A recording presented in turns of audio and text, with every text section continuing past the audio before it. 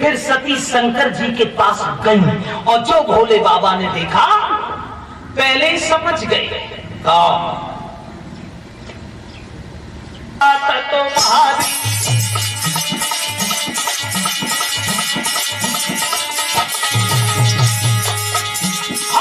मैंने मानी बात तुम्हारी और मैं समझ गई है अब तारी।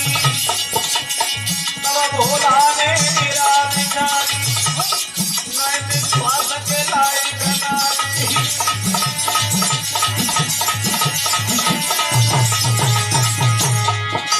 हाथ जोड़ के सती सब बोली और अपने दिल की बात मैं कब बोली।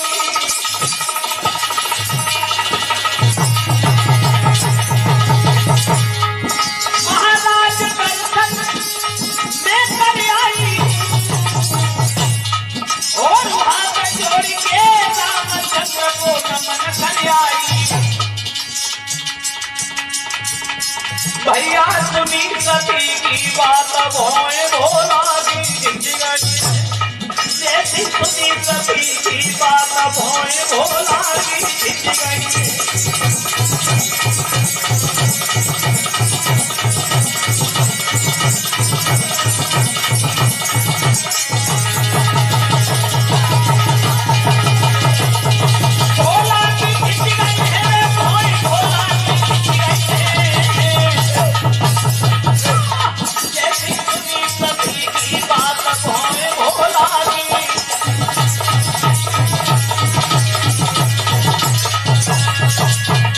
भगवान शंकर की पत्नी बोली महाराज मैं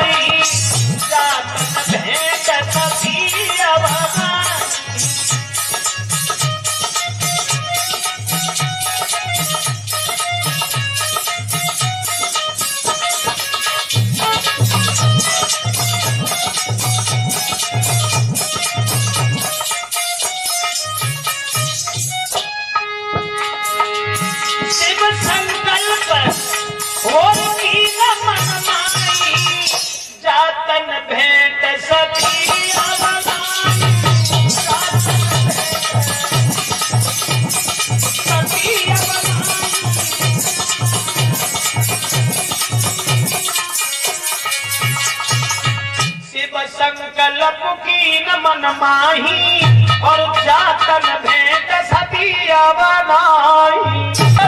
हरि रे भोले बाबा न जाने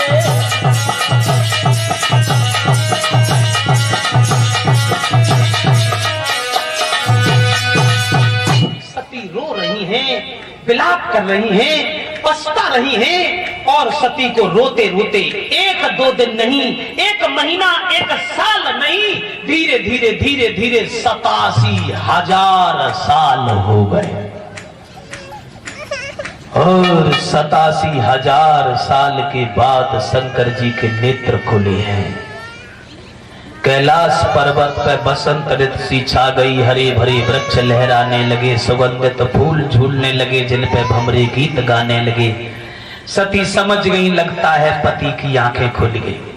सती पहुंच गई तो शंकर जी ने उतने ही प्यार से बैठाला जितने प्यार से कोई लड़का अपनी मां को बैठा सकता था।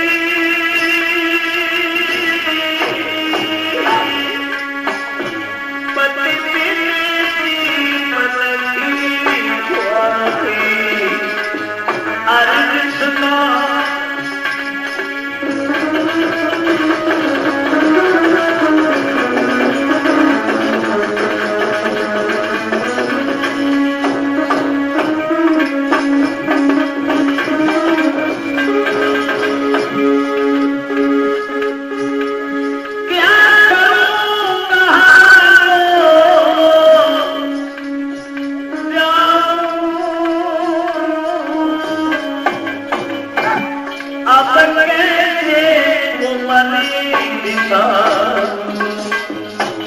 क्या करूं कहां को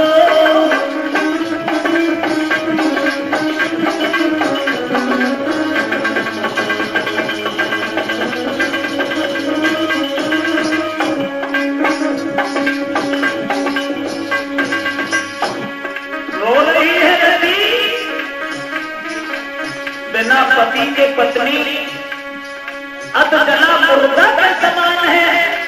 बिना पति के सम्मान नहीं है पत्नी का, लेकिन प्यार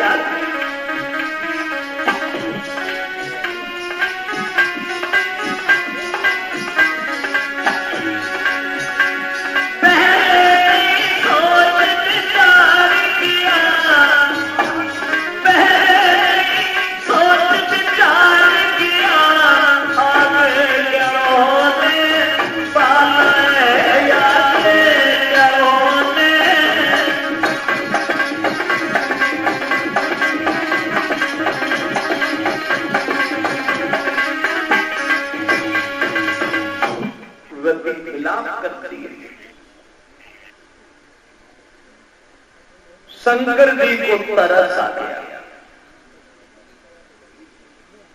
और देखिए, मारना उसी का होता है जिसे मारने के बाद पुचकारना भी आता है, और रूठना भी उन्हीं का होता है जैसे कोई मनाने वाला, और रोना भी उसी का होता है जिससे कोई आंसू पहुंचने वाला। भगवान शंकर कहने लगे, रति शांत हो जाओ, समाज की नजर में तुम्हारा पति चल गया है, मर गया है, मगर मैं तुम्हें वरदान दे रहा हूं, तुम्हारा पति भस्म होने के बाद भी अमर रहेगा। लेकिन एक बात है, अभी बिना शरीर की रहेगा, यानी दिखाई नहीं देगा। ये त्रेता की बात है। द्वापर तक इंतजार हो, और द्वापर में जाकर तुम्हारे पति से तुम्हारी फिर भेंट होगी। ये शंकर जी ने रति को वरदान देकर और वहां से विदा कर दिया। अब क्या हुआ? देवताओं ने घेर लिया शंकर जी को। इंद्र बोला, महाराज सती जी खत्म हुई, तुमने शादी का नाम भी नहीं लिया, क्या कारण है? विचार बदल गया क्या? शंकर जी बोले, हाँ, हम शादी नहीं करेंगे।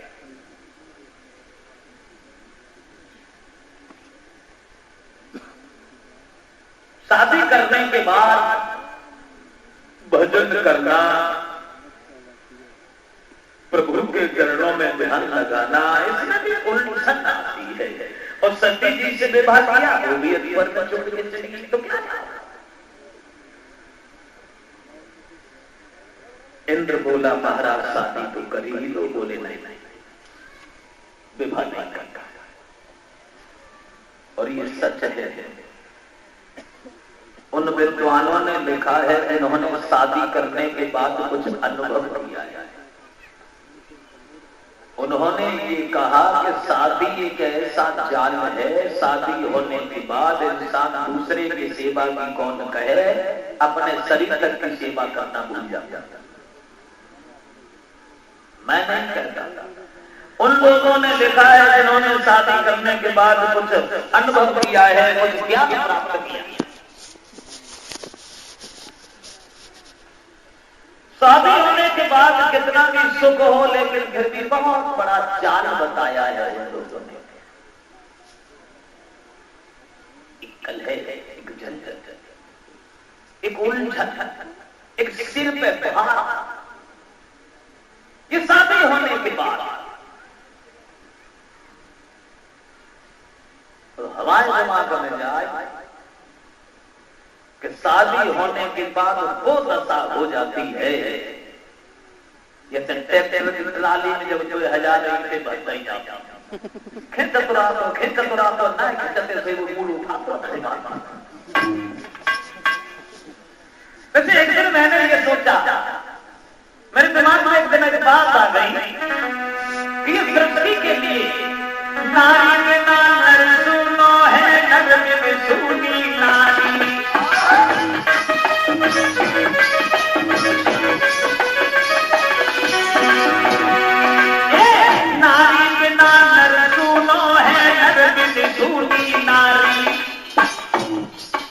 दोनों रथ के पहिया बताए गए हैं नर और नारी। नारी बिना नर सूनो है, नर बिन सूनी नारी। नारी बिन घर मन ढकला है, नारी बिन न सुखारी। तो जागो बनी तकाली गए दुनिया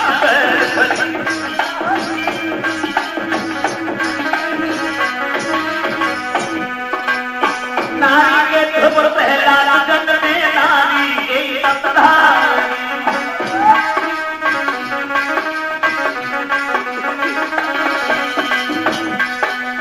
नारी के ध्रुव पहला लगन में नारी के तपधारी। नारी के है राम कृष्ण धरती पे बधारी। नारी के दुनिया नारी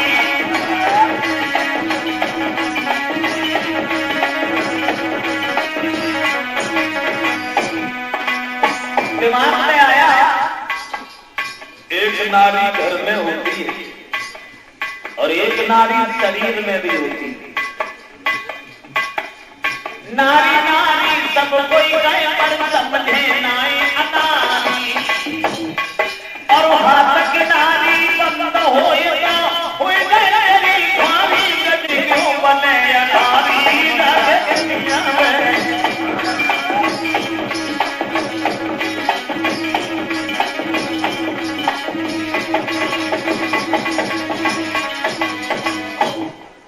शंकर जी बोले अब ज्यादा पीछे पड़े हो तो ठीक है भैया, शादी करेंगे,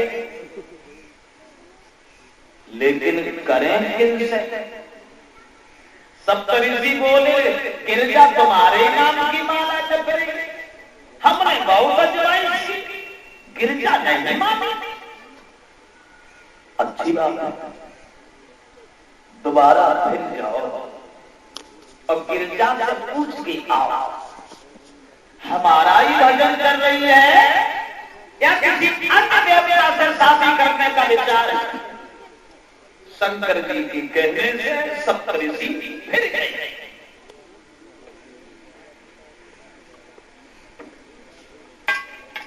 बोले गिरजा आगे खोलो,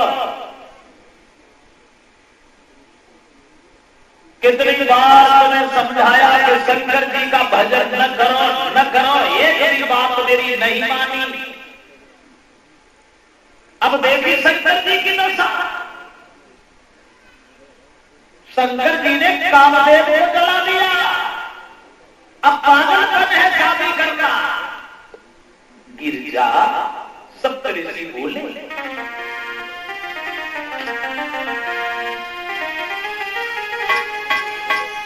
गिरजा हम तब समझाते और मतलब बात न जानी हो, क्योंकि अरे कामदेव तो भजन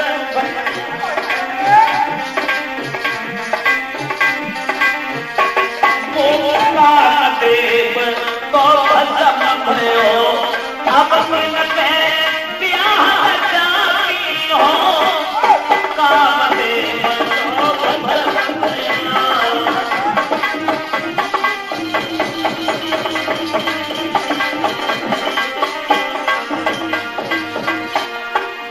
कितना समझाया, भूल जा शंकर जी को नहीं माना।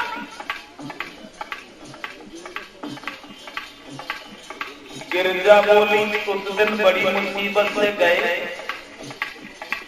आज फिर आ गए, चले जाओ, भजन में बाधा नहीं डाला।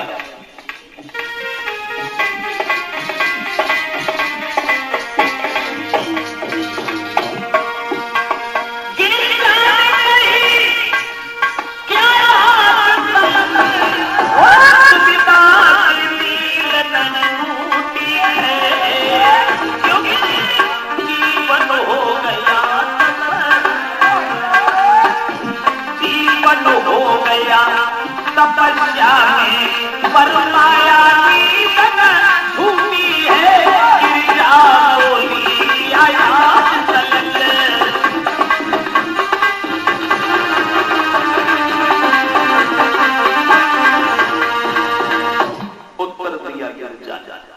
उस दिन बड़ी मुसीबत से गई, आज नहीं आया। आप निकल जाओ, काम में भस्म हो गया तो मुझे क्या करना, केवल शंकर जी से मतलब है। तब सप्तऋषियों ने गिरिजा से क्षमा मांगी।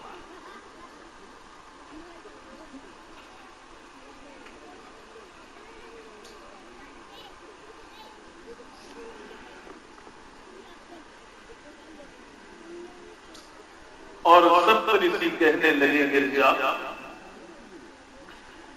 माफ कीजिए, जिनकी हम बुराई कर रहे थे उन्हीं शंकर जी के भेजे हुए हम आए। अब तुम्हारी तपस्या सफल है, शंकर जी से तुम्हारा विवाह होगा, जल्दी से जल्दी। तो गिरिजा बहुत मगन भई, नारद से कैलाश पर्वत पे और भोले बाबा से कहो कि बारात लेके आए, और उधर गिरिजा को हेमांचल के घर पे छोड़ा सप्तऋषियों ने, और कहा कि तुम अपनी बेटी का विवाह करने के लिए तैयार हो जाओ। अब शादी की तैयारियां बन गई। एक बात और बताते चले, गिरिजा ने शंकर जी से शादी करने के लिए कितने दिन भजन किया था?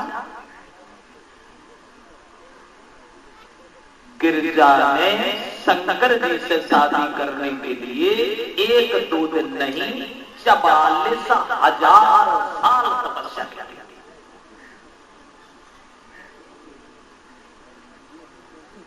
और 44,000 साल के बाद अब अवसर मिला शंकर जी से शादी होने का। जैसा मैंने कल बताया था कि पहले हजारों साल की जिंदगी थी, किसी के पास टाइम की कमी नहीं थी। जैसे आजकल किसी के पास किसी चीज की कमी नहीं है, न धन धाम की, न संतान की, न शोहरत की, किसी चीज की कमी नहीं है। और कमी है तो हर आदमी के पास केवल टाइम की कमी रहेगी, बस टाइम नहीं। क्या करें, टाइम ही नहीं, मरने तक का टाइम ही नहीं। टाइम की बड़ी भाव है, लेकिन मरने के लिए कभी टाइम निकालना नहीं पड़ता है किसी को। जब यमराज लेने को आए कि पकड़े पाए तो सब कह दी हमें कोई फुर्सत नहीं, लेकिन पेश नहीं जाती है। ये टाइम निकालना नहीं पड़ता है, खुद ब खुद निकल आता है।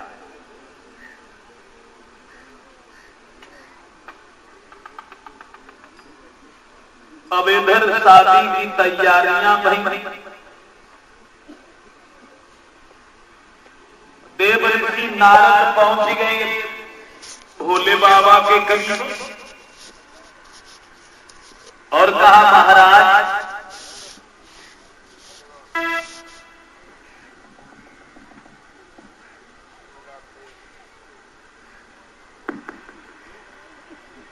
अब भगवान शंकर से कहा नारद ने, महाराज अब काहे की देरी, देवता इंतजार में है, बारात सजाओ और चलो। शंकर जी सोचने लगे, अब बारात में किसे ले जाए, यहां तो कोई रहता भी नहीं है, और शादी बिना बारात के अच्छी भी नहीं लगती, बारात जरूरी है। शंकर जी कैलाश पर्वत पर खड़े हो गए और आवाज लगाई, हमारे इस कैलाश पर्वत पर जितने भी भूत प्रेत रहते हैं,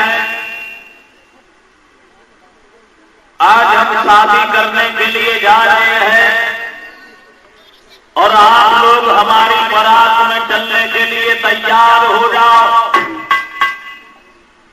जो ये बात सुनी दुनिया को बहुत खटखट, हमारी खुशी में नाच रहे हैं, सज रहे हैं। अब शंकर जी की जो बारात सजी, वो बारात में जाने बाराती कैसे थे? तो कभी अपने शब्दों में